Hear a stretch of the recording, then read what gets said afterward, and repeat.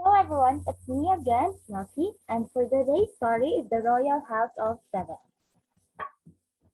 Europa, carried away by Zeus in the form of a ball, was pursued by her brother Cadmus, who went to Delphi to ask where he could find her. Apollo told him to stop looking for her and build his own city. Cadmus found Thebes. He showed dragon's teeth into the ground at the advice of the gods. After all the fighting men who arose from the ground had fought each other, the five that were left became his helpers. He introduced the alphabet to Greece and married a daughter of Ares and Aphrodite. They had four unfortunate daughters, which is Semele, who gave birth to Dionysus, Ino, who was an evil stepmother, but became a good goddess after she turned into a nymph, Agave, who killed her son Centus, and Atenome, who watched her own son die. Asano's son was turned into a deer while hunting, and she watched him torn apart by his own dog. Cadmus and his wife turned into serpents. King Laius was the great-grandson of Cadmus, and he was married Jocasta. The oracle at Delphi warned him that his own son would kill him. Oedipus was believed to be the son of another king, and he left Horn because of the oracle said that he would one day kill his father. He came to Thebes and solved the riddle of the Sphinx.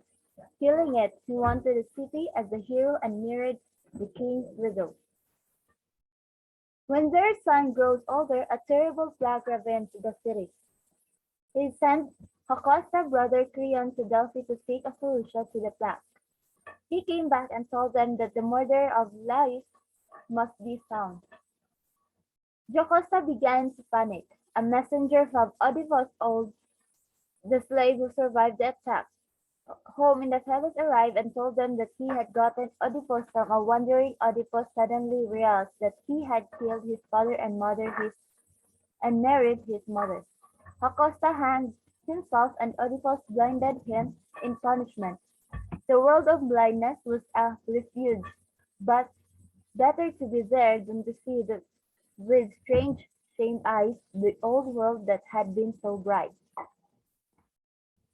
Oedipus has two sons, Polynices and Iphicles, and two daughters, Esme and Antigone. Creon took over the rule of the town, and after years, Oedipus was kicked out.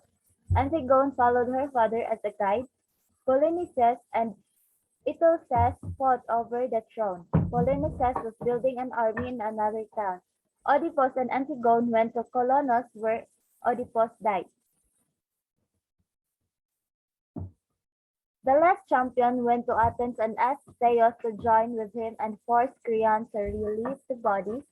Theos would only do so if it were the will of the people. Athens marched against the city to retrieve the dead bodies.